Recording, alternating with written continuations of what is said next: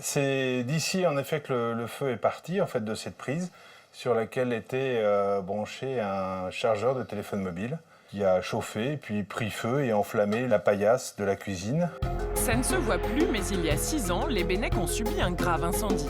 Cuisine, salle de bain, salon, il a fallu tout refaire.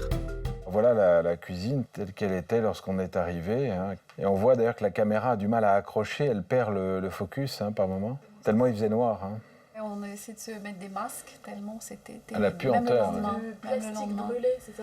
Il n'y avait pas que... Du chlore, je ne saurais même pas définir, mais c'était un cauchemar. Ouais, un cauchemar. La chance qu'on a eue, c'est que le feu ne se déclare pas 4 ou 5 heures avant. Parce que sinon, a priori, effectivement, on ne serait plus là pour en parler. En pleine nuit, les fumées les auraient sans doute intoxiqués dans leur sommeil. Du coup, la famille s'est équipée de détecteurs de fumée. On en a 3 dans l'appartement, un à la cuisine, un dans la buanderie et un ici. Comme les Bennec, chaque année, 10 000 personnes sont victimes d'un incendie. Malgré les interventions des pompiers, on dénombre 800 morts par an, le plus souvent par intoxication. Alors, que faut-il faire pour lutter contre ce fléau? Extincteurs, détecteurs incendie, comment s'équiper au mieux contre le feu? Pour éviter les drames, la prévention est essentielle. Jérôme François est pompier. Nous lui avons demandé d'inspecter l'appartement de Kémy et Telly, un jeune couple avec bébé, et dès le départ, quelque chose le gêne. Alors là, le risque principal, c'est que les bougies décoratives sont situées à côté de la fenêtre et le moindre coup de vent peut venir enflammer les rideaux si vous allumez ces bougies décoratives. On va également avoir les canapés. Là, il est en matière textile. On a également un grand nombre d'éclosions d'incendies domestiques qui sont dues à la cigarette, des gens qui s'endorment avec la cigarette. Autre zone à risque, la cuisine. Nettoyez la hotte d'aspiration pour éviter que les graisses accumulées ne s'enflamment. Et gardez toujours un couvercle à portée de main pour étouffer les flammes. Autour maintenant de la chambre de Mathis, 1 an et demi. J'aperçois un convecteur électrique, donc là c'est bien, ne jamais rien mettre à sécher sur un radiateur électrique. Mais connaître ces dangers n'est pas suffisant. Pour plus de sécurité, un minimum d'équipement est recommandé.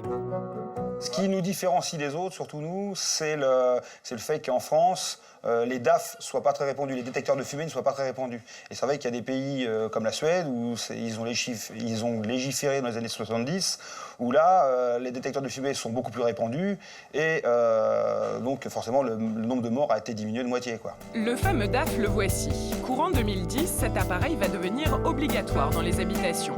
Les Ruggieri, eux, ont pris de l'avance.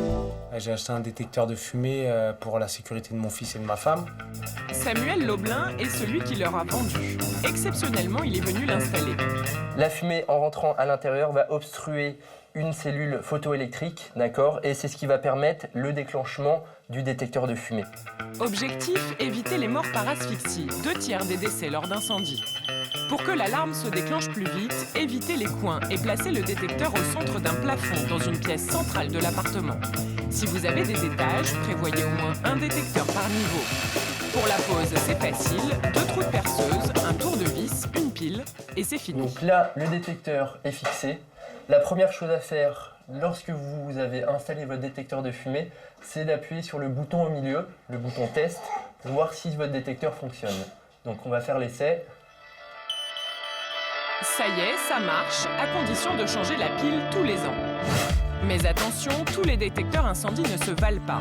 Dans les supermarchés, les modèles et les prix varient, de 7 à 100 € en moyenne. Et malgré la présence de la norme obligatoire EN 14604, il reste des failles. Fanny Guibert est journaliste. Elle a testé plusieurs modèles bon marché et son bilan est inquiétant. Nous avons testé 8 détecteurs de fumée et nous n'avons pu en recommander que 2, à notre grand désespoir. Les 6 autres, soit étaient carrément déconseillés, soit disqualifiés. Et pour les 3 disqualifiés, nous avons demandé qu'ils soient retirés du marché parce qu'ils n'ont même pas vu les fumées. Donc il n'y a pas de garantie et il est temps de faire un grand ménage là-dessus. Il faut qu'on puisse acheter que si je prends celui-là à 44 € ou celui-là à 19 €, je sois sûr qu'il va en gros faire son boulot, c'est-à-dire me permettre d'éviter de flamber ou surtout d'être asphyxié. Mieux vaut donc se méfier. Multiplier les mesures de sécurité, c'est le choix de la famille Costa. On va installer le détecteur de fumée. Pour eux, mieux vaut prévenir que guérir. Ils ont donc acheté un pack tout compris.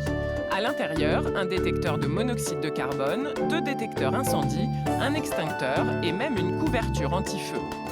Fais comme ça, et tu vois, ça étouffe les flammes. OK? Et il faut aller très vite. Prêt? Voilà, vas-y. Super! Bon, bah, j'espère qu'on s'en servira jamais, mais au moins vous savez où l'utiliser. Utile également ces autocollants réfléchissants. La nuit, ils permettent aux pompiers de connaître l'emplacement des chambres. Coût total de ce pack, acheté sur Internet, 125 € tout de même. On a quatre enfants, donc on voulait, et 3 chambres, donc on voulait un détecteur par chambre. Et voilà, sur Internet, vous dites si on veut, vous faites votre pack, votre box comme ils disent, vous le faites à votre mesure.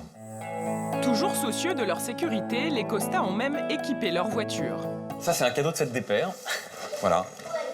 J'ai le kit complet, et ça, c'est dans le coffre de la voiture. Et ça permet de partir en sécurité avec les enfants. Pour finir, si l'incendie survient malgré tout, une seule règle à respecter.